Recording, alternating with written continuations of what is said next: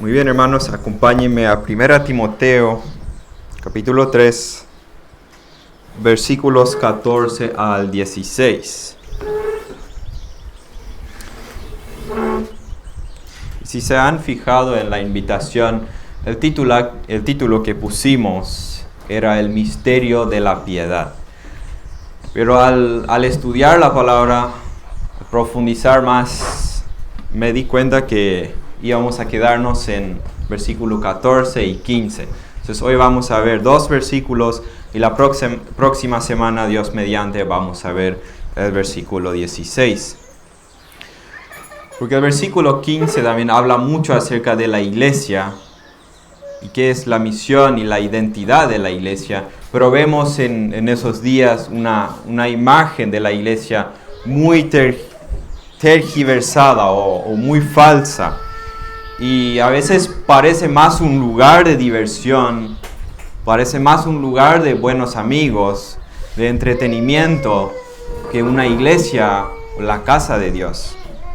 Y Pablo ahora escribe a este joven pastor Timoteo para que Timoteo sepa cómo uno debe conducirse en la casa de Dios o en la iglesia de Dios. Y vamos a leer versículo 14 al versículo 16. Dice así la palabra del Señor.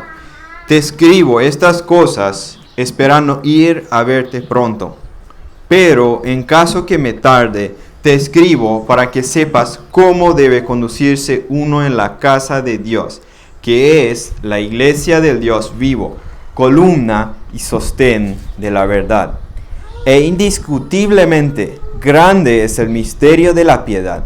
Él fue manifestado en la carne, vindicado en el Espíritu, contemplado por ángeles, proclamado entre las naciones, creído en el mundo, recibido arriba en gloria. Se dice el versículo 15, columna y sostén de la verdad. Entonces, conocer nuestra identidad nos permite cumplir con nuestra función. Y me gustaría ilustrarlo con el rol del esposo. Si soy esposo, entonces mi función es ser líder de la casa, ser la cabeza de la esposa. Esa es la función que Dios me ha otorgado, que Dios me ha asignado. El esposo es el que cuida a la esposa, el que la protege. Entonces, mi identidad me impone un deber o una función. Ahora, puede ser que sea una cabeza torpe o débil, pero de igual manera, soy la cabeza. Me guste o no, mi función es ser el que guía a mi esposa. Y saber eso y conocer eso, que yo soy la cabeza del hogar, que soy cabeza de la esposa, de la mujer, eso me ayuda a cumplir mi función de acuerdo a lo que es mi identidad. Y ahora, de la misma manera, como la iglesia, conocer nuestra identidad en las Escrituras nos va a ayudar o permitir a cumplir con nuestra función, con nuestra misión que tenemos. Por ejemplo, la Biblia suele describir la identidad del pueblo de Dios y luego dice cuál es su función. Pedro dice en 1 de Pedro capítulo 2 versículo 9, pero ustedes son linaje escogido, real sacerdocio, nación santa, pueblo adquirido para posesión de Dios. Esa es nuestra identidad. Somos pueblo adquirido por Dios. Y luego da el propósito o la función. El mismo versículo, a fin de que anuncien las virtudes de aquel que los llamó de las tinieblas a la luz admirable. Entonces, el hecho de ser este tipo de pueblo nos impone un deber. Cada uno de nosotros, nadie está excluido, estamos llamados a anunciar las virtudes del Señor. Y nuestro texto en 1 de Timoteo capítulo 3 nos dice algo similar. Pablo dice a Timoteo, si yo tardo en ir, yo quiero que tú sepas cuál es la identidad de la iglesia y cuál es la función de la iglesia. Y dice el versículo 15: pero en caso que me tarde, te escribo para que sepas cómo debe conducirse uno en la casa de Dios, que es la iglesia del Dios vivo, columna y sostén de la verdad. ¿Cuál es la identidad de la iglesia? La iglesia es la casa de Dios. Es la casa de Dios. ¿Y cuál es la misión de la iglesia? Ser columna y sostén de la verdad. Hermanos, lo más importante para la iglesia no es ser exitoso en el sentido de tener una gran membresía. Tampoco es ser conocida por todo el mundo. Lo más importante, hermanos, es nuestra identidad que Dios mismo nos ha dado. Somos su propio pueblo. Y lo más importante que cumplir como iglesia de Dios o como casa de Dios es cumplir ese rol o ese papel que Dios nos ha asignado de manera fiel. Cumplir ese rol de manera fiel. Cumplir el rol que el dueño de la casa nos ha designado. Ahora, si queremos saber cómo conducirnos, cómo vivir en la iglesia, en la Biblia tenemos que buscar. En la Biblia. Si queremos saber las cualidades de un pastor, en la Biblia tenemos que buscar. Si queremos saber las cualidades de un diácono, tenemos que buscar en la Biblia. ¿Y a qué se refiere Pablo cuando dice que la iglesia es la casa de Dios? Y veámoslo en el contexto. ¿De qué está hablando Pablo en esta carta? En el capítulo 1, Pablo empezó a hablar a Timoteo de la importancia de la doctrina. La importancia de la sana doctrina y del peligro de ser desviados con filosofías huecas de este mundo, filosofías vacías de este mundo. Entonces, la verdad y la creencia, creer la verdad, es central, y de reconocer también el peligro del ataque contra esa verdad y no prestar oídos a filosofías huecas. Capítulo 2, Pablo estableció el tipo de conducta que hombres y mujeres deben tener en la iglesia. Es la casa de Dios. Y él dice cómo debemos comportarnos en la casa de Dios. Y luego en el capítulo 3 nos da las cualidades de los líderes de la iglesia, tanto los pastores y los diáconos. Y también da cualidades de sus esposas. Y todo eso es parte de lo que Pablo envió a Timoteo para que la casa de Dios, para que la iglesia de Dios se mantuviera en debido orden, aunque Pablo no estuviera presente. Ahora, ¿quién define lo que la iglesia es? ¿Quién define lo que la iglesia es? ¿Los hombres? ¿Nosotros mismos? No lo define el hombre lo que la iglesia es, sino Dios mismo nos dice lo que la iglesia es. No es un asunto de mi opinión o de tu opinión. La iglesia no es un asunto de mi opinión ni de la tuya. No se trata de que si a mí me guste o no. La iglesia no pertenece a ningún pastor, tampoco es asunto de la cultura o sociedad. Tampoco de experiencias. Es un asunto de Dios mismo y de las Escrituras. Y para entenderlo tenemos que ir a las Escrituras y buscar lo que Dios nos dice, lo que la iglesia es. Y su palabra es suficiente y no hay alguna fuente fuera de las Escrituras. ¿Y a qué se refiere Pablo cuando dice la casa de Dios? La palabra casa es la palabra oikos, o oikeos, que es la familia. Esa palabra, oikeos, es la palabra que Pablo usa en Gálatas 6:10. Y dice así que entonces hagamos bien a todos según tengamos oportunidad, y especialmente a los de la familia, y ahí oikeos, especialmente a los de la familia de la fe. Efesios 2:19. Así pues, ustedes ya no son extranjeros, ni extraños ni extranjeros, sino que son conciudadanos de los santos y son de la familia de Dios. La misma palabra. Y 1 Pedro capítulo 4 versículo 17. Porque es tiempo de que el juicio comience por la casa de Dios, y si comienza por nosotros primero, ¿cuál será el fin de los que no obedecen al Evangelio de Dios? Entonces ahí, casa de Dios. Esa es la palabra, se usa frecuentemente en las Escrituras y se refiere a la familia de Dios. El punto es, hay una figura aquí para ilustrar lo que es el pueblo de Dios. Y esa figura es inspirado por el Espíritu Santo. Pablo lo usa. Y esa figura que Dios usa para ilustrar a su pueblo nos enseña cosas. Los creyentes son miembros de la familia de Dios. Y hay una responsabilidad de conducirse como corresponde. Y hay una orden de Dios. De la misma manera, como en una familia hay un orden y hay quienes lideran en la casa de Dios, también hay un orden. Y Dios es el dueño, de manera que ahora Timoteo tenía que recibir esas instrucciones y no tenía la libertad de decidir qué es lo que quiere hacer y qué es lo que no. Y un ejemplo, si alguien entra en mi casa y me dice, en esa casa a tal hora se come. Bueno, yo soy el dueño de la casa, entonces yo mando. Entonces la otra persona no tiene nada que mandar, es mi casa. Y así es también en la iglesia, es la casa de Dios. Él es el que manda. Nosotros no podemos imponer nuestras opiniones, nuestros deseos. Es la casa de Dios.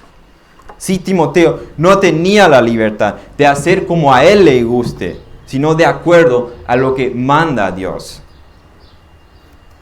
Y Pablo le escribe para que sepa cómo debe conducirse en la casa de Dios. Entonces tampoco podemos hacer lo que queramos, sino solo lo que el dueño de la casa permite. Y Dios nos ha dejado su palabra, nos ha dejado su voluntad, y eso va a afectar a toda nuestra vida en la iglesia. Y como ya dije, no tenemos la libertad en tomar decisiones acerca de qué hacer en la iglesia, simplemente teniendo en cuenta si funciona, si le gusta a los oyentes, si tiene éxito sobre el orden en la iglesia, sobre doctrina, sobre la adoración, sobre la moral. No tenemos la decisión acerca de eso. No tenemos la libertad. Y ser miembro de la casa de Dios conlleva responsabilidades. Si somos miembros de la familia de Dios, debemos tratarnos como a hermanos. Somos de la misma familia. Y eso impone un trato adecuado como hermanos. Dice Pablo a Timoteo en el capítulo 5, versículo 1, no reprendas con dureza al anciano, sino más bien exhórtalo como a padre, a los más jóvenes como a hermanos, a las ancianas como a madres, a las más jóvenes como a hermanas, con toda pureza. Entonces, hay un trato adecuado en la casa de Dios. Y ser miembro de la familia de Dios debe traer cierta forma de tratar entre todos nosotros. Debemos cuidarnos los unos a los otros, amarnos los unos a los otros, orar unos por otros. Somos de la casa de Dios, por tanto, comportémonos como tal. Y luego dice, versículo 15, te escribo para que sepas cómo debe conducirse uno en la casa de Dios, que es la iglesia del Dios vivo. Es la casa del Dios vivo, no es la casa de un Dios que no está ahí, que está muerto. No es un pedazo de cemento o una imagen como era el templo de la diosa Diana en esa ciudad de Éfeso. Es la casa del Dios vivo y Él es su dueño. Al contrario, la adoración pagana en Éfeso consistía en adorar a los ídolos muertos. Segunda de Corintios, capítulo 6, versículo 16 dice, ¿o qué acuerdo tiene el templo de Dios con los ídolos? Porque nosotros somos el templo de Dios, del Dios vivo. Como Dios dijo, habitaré en ellos y andaré entre ellos y seré su Dios y ellos serán mi pueblo. Nosotros somos el templo del Dios vivo, dice Pablo. Somos posesión suya, la cual Él compró con su propia sangre, dice Hechos 20:28. Y somos posesión suya para alabanza de su gloria, dice Efesios 1 creo que es. Esa es nuestra condición o nuestra identidad como iglesia. Existimos para su gloria. Existimos para su gloria. Y no importa lo que alguien diga, o lo que diga el gobierno, la sociedad o quien sea que lo diga. Lo que importa es lo que declara Dios, lo que Él dice. Y eso afecta nuestra vida en la iglesia y también nuestra vida en particular. Si somos el templo, así es como debemos conducirnos. Tiene implicaciones prácticas. Por ejemplo, dice en 1 Timoteo, capítulo 6, versículo 1, pero tú, oh hombre de Dios, huye de estas cosas. Entonces, si somos el templo de Dios, entonces huye de estas cosas. Eso no conviene. No es como el templo. Y sigue diciendo, y sigue la justicia, la piedad, la fe, el amor, la perseverancia y la amabilidad. Si somos el templo, de tal manera tenemos que vivir, conducirnos. Y sigue diciendo cuál es la función. Versículo 15, que es la iglesia del Dios vivo, columna y sostén de la verdad. La iglesia es definida según la verdad. Cristo es la verdad. La Biblia es su palabra. Su palabra es la verdad. Juan 17, 17. Tu palabra es verdad. Y Él ha definido a la iglesia. Entonces, la iglesia es definida en base a la verdad.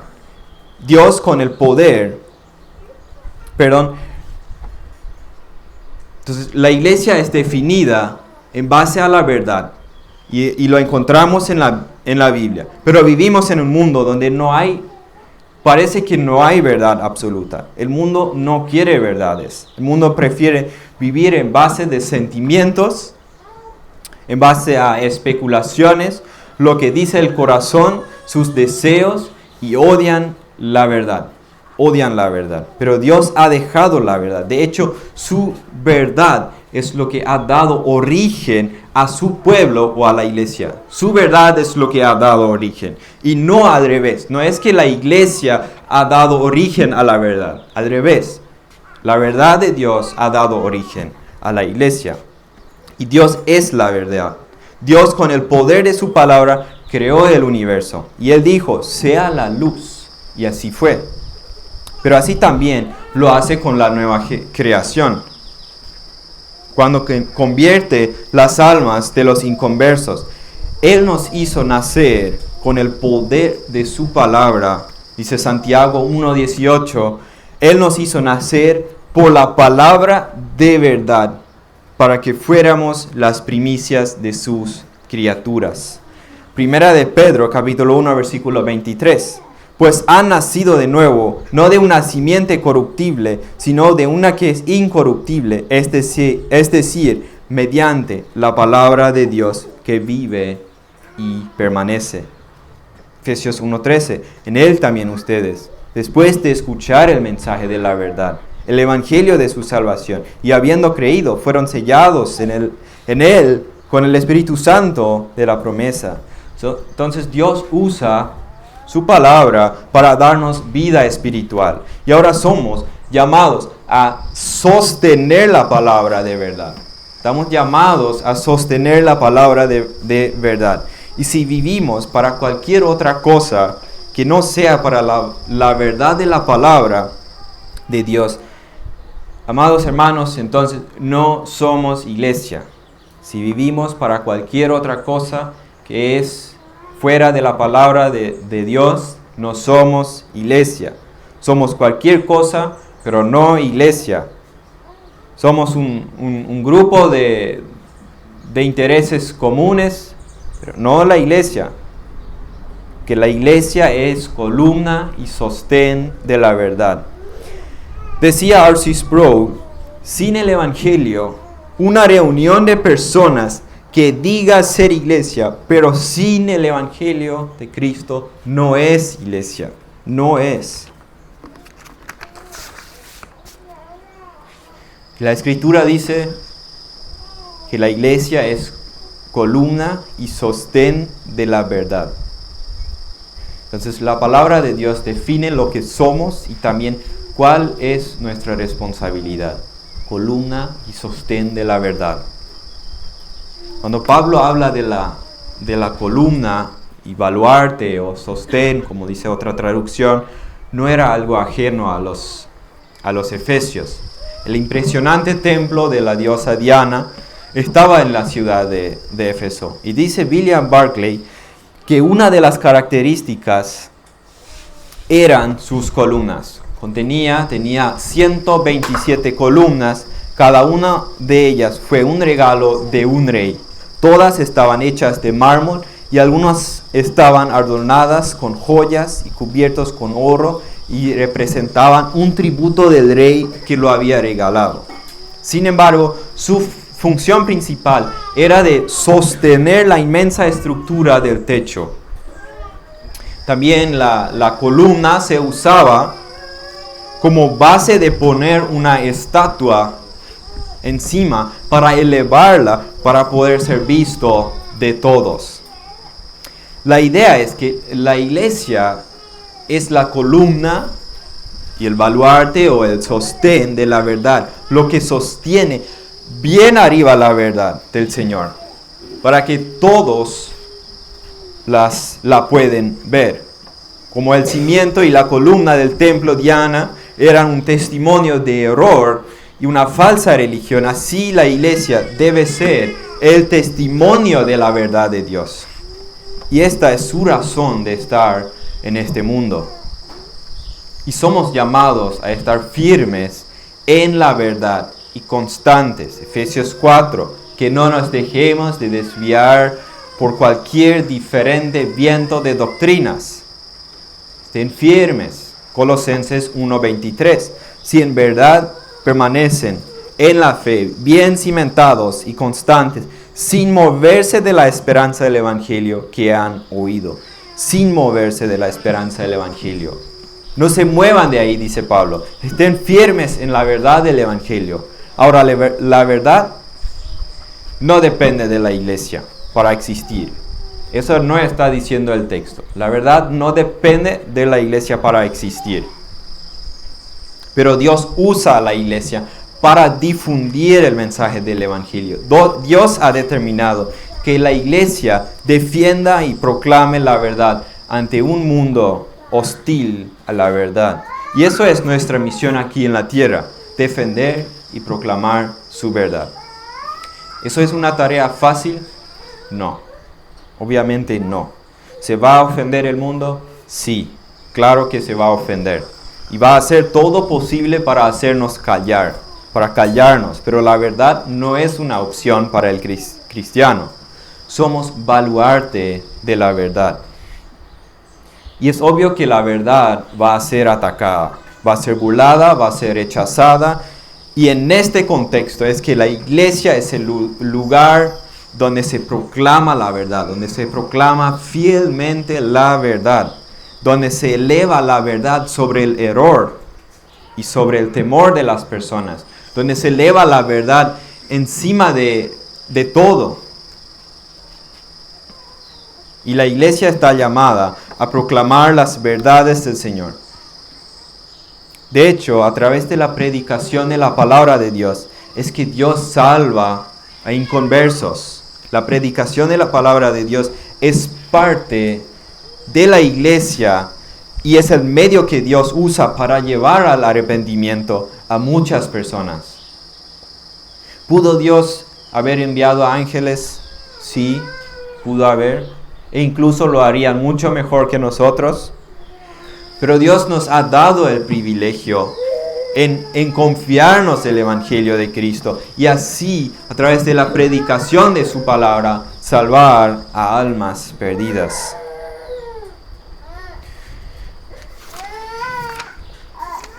Dice 1 Corintios, capítulo 6, versículo 9, Pablo un claro ejemplo de predicar la palabra del Señor, aunque ofenda. Dice en el versículo 9, ¿O no saben que los injustos no heredarán el reino de Dios?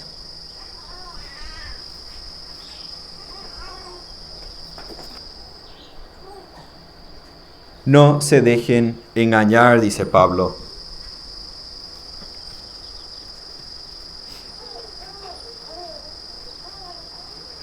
Entonces, no se dejen engañar, tengan cuidado. Habrá mucha gente que tiene una esperanza equivocada. Se aferran a cosas equivocadas, buenas obras, religiones. Se aferran a lo que no es Cristo. Y luego va a ocurrir que muy tarde ellos se van a dar cuenta de que estaban equivocados. No se dejen engañar, dice Pablo. Sigue los versículos. ¿O no saben que los injustos no heredarán el reino de Dios? No se dejen engañar, ni los inmorales, ni los idólatras, ni los adúlteros, ni los afeminados, ni los homosexuales, ni los ladrones, ni los avaros, ni los borrachos, ni los difamadores, ni los estafadores heredarán el reino de Dios. Y esto eran algunos de ustedes, pero fueron lavados, pero fueron santificados, pero fueron justificados en el nombre del Señor Jesucristo y en el Espíritu de nuestro Dios. Pero parece que hoy en día ya no queremos ofender a nadie muchas veces. No queremos predicarle la verdad a todo costo. Se escucha frases como mejor tragarnos esa mentira o doctrina en vez de crear discusiones o un ambiente tenso y nos tragamos a veces mentiras. No queremos discusiones. Se argumenta que somos llamados a amar y a llevar el amor al mundo. Y así toleran pecados en el nombre del amor. Ya no queremos hablar y confrontar con el pecado, porque alguien se podría ofender. Se tolera muchas conductas en la iglesia que no proviene de la Escritura, con tal que amemos a todos. Hermanos, escuchen. Cuando tú escuchaste el mensaje del Evangelio, ¿no te ofendió? ¿No te ofendió escuchar la verdad? Tu estado depravado, tu enemistad con Dios. Sí, proclamar la verdad no nos hará amigos del mundo. Nos traerá enemistad y persecución. Pero miren la vida de Cristo, de Pablo, de Esteban, de Pedro, de Jacobo. Fueron odiados, fueron maltratados, murieron por causa de Cristo. Y Pablo le escribe a Timoteo en la segunda carta, capítulo 4, versículo 2 al 8. Predica la palabra, insiste a tiempo y fuera de tiempo. Amonesta, reprende, exhorta con mucha paciencia e instrucción. Y sigue, porque vendrá tiempo cuando no soportarán la sana doctrina, sino que teniendo comezón de oídos, conforme a sus propios deseos, acumularán para sí maestros, y apartarán sus oídos de la verdad, y se volverán a los mitos. Pero tú, sé sobrio en todas las cosas, sufre penalidades, haz el trabajo de un evangelista, cumple tu ministerio. Predica, dice Pablo, predica la palabra. En tiempo o fuera de tiempo, predica la palabra de Dios. Y dice que van a apartar sus oídos de la sana doctrina. Van a preferir escuchar historias y mitos. Pero dice, predica la palabra. Y Pablo mismo fue un ejemplo claro de predicar la palabra de verdad en tiempo. Y aunque no fuera tiempo, por así decirlo. Dice en el versículo 6 al 8, porque yo ya estoy para ser derramado como una ofrenda de libación, y el tiempo de mi partida ha llegado. He peleado la buena batalla, he terminado la carrera, he guardado la fe. En el futuro me está reservada la corona de justicia, que el Señor, el juez justo, me entregará en aquel día. Y no solo a mí, sino también a todos los que aman su venida. Y eso me acordó de los tres amigos de Daniel. En Daniel capítulo 3.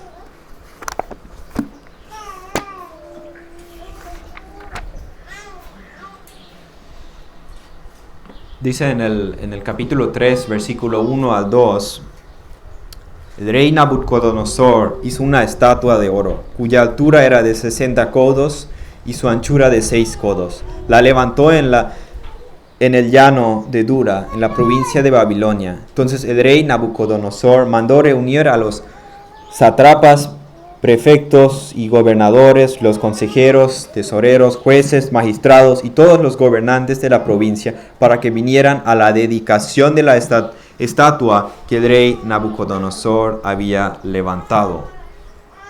Y vemos el mandato que el rey da en el versículo 7. Por tanto, en el momento que todos los pueblos oyeron el sonido, o sea, él dio el mandato cuando oyeren los sonidos del cuerno y la flauta y muchos más. Dice el versículo 7, oyeron el sonido del cuerno, la flauta, la lira, el arpa, el salterio, la jaita y toda clase de música. Todos los pueblos, naciones y lenguas se postraron y adoraron la estatua de oro que el rey Nabucodonosor había levantado. Sigue el versículo 8 al 12, voy a leerlo rápidamente. Sin embargo, en aquel tiempo algunos caldeos se presentaron y acusaron a los judíos, hablaron y dijeron al rey Nabucodonosor: oh rey, viva para siempre. Usted, oh rey, ha proclamado un decreto que todo hombre que oiga el sonido del cuerno, la flauta, la lira, el arpa, el salterio, la jaita y toda clase de música, se postre y adore la estatua de oro. Y el que no se postre y adore será echado en un horno de fuego ardiente. Pero hay algunos judíos a quienes usted ha puesto sobre la administración de la provincia de Babilonia, es decir, Sadrach, Mesach y Abednego. Estos hombres, oh rey, no le hacen caso, no sirven a sus dioses, ni adoran la estatua de oro que ha levantado. Entonces, qué fácil hubiera sido obedecer de por forma, inclinarse y decir, pero en el corazón adoro realmente a Dios y eso hago de por forma para que no me maten. Pero miren la respuesta de esos tres hombres en el versículo 16 al 18. Cuando esos tres hombres tenían que venir, los llevaron delante del rey, dice el versículo 16, Sadrach, Mesach y Abednego le respondieron al rey Nabucodonosor: no necesitamos darle una respuesta acerca de este asunto. Ciertamente nuestro Dios, a quien servimos, puede librarnos del horno de fuego ardiente, y de su mano, oh rey, nos librará. Pero si no lo hace, ha de saber, oh rey, que no serviremos a sus dioses, ni adoraremos la estatua de oro que ha levantado. Pues ellos se ponían en pie y defendían la verdad. Y esa es la misión de la iglesia, defender la verdad. Y hay una conducta en la iglesia, como vimos, en la casa de Dios. Y es Dios quien ha ordenado cuál es el orden. Y tampoco como iglesia, como creyentes, podemos inclinarnos delante de ideologías, delante de mentiras, en el nombre del amor. En el nombre del amor no podemos inclinarnos con tal de caer bien al mundo. Como estos tres hombres que no se postraron delante de la mentira y se fueron al horno de fuego. Entonces vimos como Pablo explica a Timoteo lo que la iglesia es y lo que la iglesia hace. Ella proclama y defiende la verdad. Pero ¿qué verdad? ¿Cuál es esta verdad que tenemos que defender y proclamar a todo el mundo? Versículo 16. E indiscutiblemente grande es el misterio de la piedad. Él fue manifestado en la carne, vindicado en el Espíritu, contemplado por ángeles, proclamado entre las naciones, creído en el mundo, recibido arriba en gloria. El mensaje de Jesucristo es el más importante, el cual la iglesia está proclamando. Si sacas a Cristo de la iglesia, ya no hay iglesia. No hay iglesia. Cristo es el corazón de lo que enseñamos y de lo que predicamos y de lo que vivimos. Cristo es el centro. En Lucas 24, 46 al 47, Jesús le dijo a los discípulos, entonces les abrió la mente para que comprendieran las Escrituras y les dijo, así está escrito, que el Cristo padecerá y resucitará de entre los muertos al tercer día, y que en su nombre se predicará el arrepentimiento para el perdón de los pecados a todas las naciones, comenzando desde Jerusalén. Y eso también Cristo se convirtió en el tema central en la predicación de los apóstoles. En Hechos 10,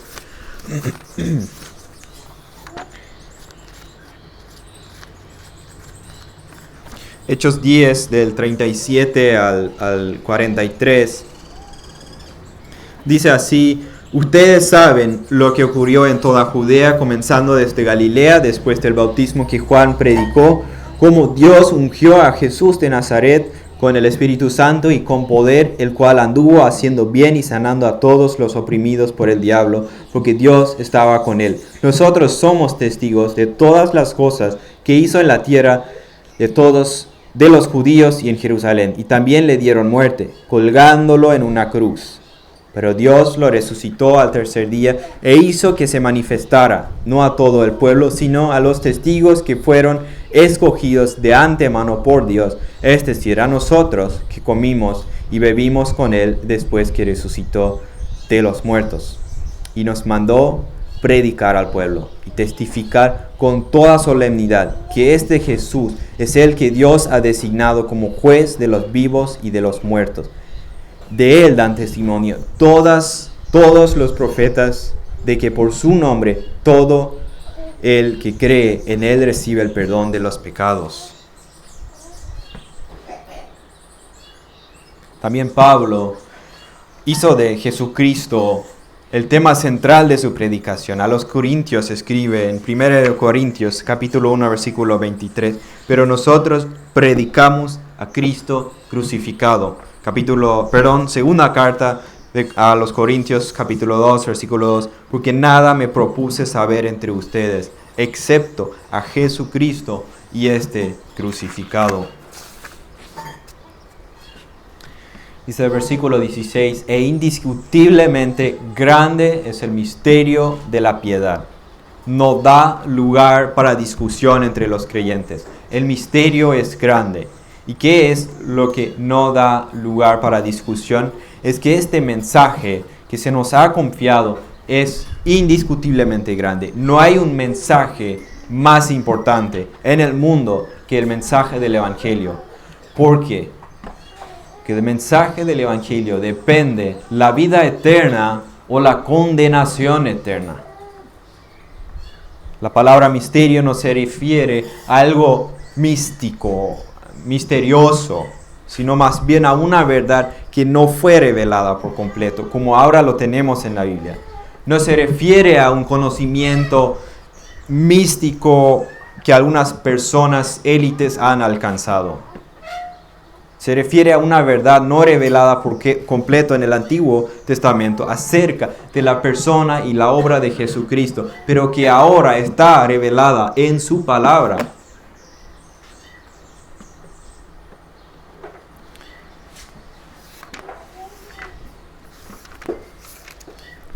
Vuelvo a leer el versículo 16. Él fue manifestado en la carne, vindicado en el Espíritu, contemplado por ángeles, proclamado entre las naciones, creído en el mundo, recibido arriba en gloria. Se ve claramente que todo el texto habla y apunta a Cristo. ¿Quién fue manifestado en carne? Cristo. ¿Quién fue vindicado o justificado, dice otra traducción, en el Espíritu? Cristo. Contemplado por ángeles, Cristo. Proclamado entre las naciones, creído en el mundo, recibido arriba en gloria, Cristo. Cristo es el tema central. Todo fue Cristo. Algunos dicen que ese texto fue una parte de un himno de la iglesia primitiva. Entonces eso vamos a profundizar la próxima, pero quiero hacer un breve resumen, una de las razones por la que la iglesia existe es para ser columna y sostén de la verdad. Y la iglesia que se deja desviar de la única verdad desprecia su función que Dios la ha designado. Destruyen la razón de su existencia. Y creo que como iglesia y también particularmente cada uno de nosotros necesitamos que se nos recuerda regularmente las verdades fundamentales de la fe. Cristo es el centro de todo.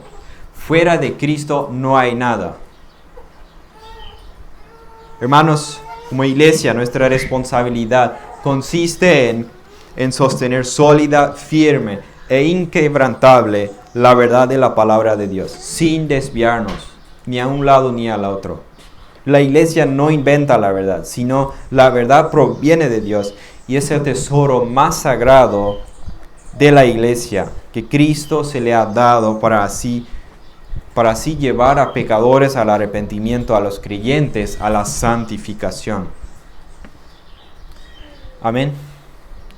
Vamos a orar y terminar así la predicación. Padre, una vez más te damos muchísimas gracias por tu palabra. Señor, gracias por tu iglesia, por tu casa, que es la casa de Dios, la iglesia. Padre, cuando estudiamos tu casa o lo que es la iglesia de Dios, el cuerpo de Cristo, ayúdanos a no desviarnos de tu palabra ni a un lado ni al otro, sino a mantenernos en tu verdad. Y así crecer en conocimiento de Cristo, de tu verdad, y que podamos crecer en amarte cada día más. Ayúdanos a abundar en ti, en tu amor y en amar a almas perdidas, Padre. Ayúdanos a ver la necesidad y amar a almas perdidas y llevarles la verdad. No a adaptar la verdad y cambiarla, sino a predicarles tu palabra fielmente, llevar el mensaje a todo el mundo, Padre. Padre, gracias por tu palabra. Pedimos que a través de la prédica, a través del culto de hoy, como hermanos, como iglesia, podamos ser edificados, crecer en santidad y cada vez más a la imagen de Cristo. Eso pedimos en tu Hijo amado Jesucristo. Amén.